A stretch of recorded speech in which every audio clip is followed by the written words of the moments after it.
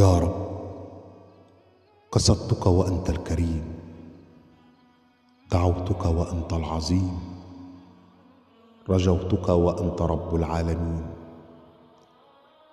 ناديتك وأنت الرحمن الرحيم.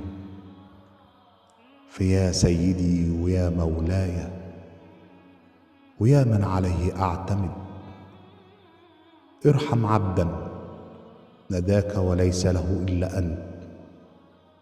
اشفنا شفاء تاما وعافنا في أبداننا، وأخرجنا مما نحن فيه من الهم والحزن والكرب، فأنت الله الذي لا يرد سائلا، وأنت الله القادر على تغيير الحال لأحسنه.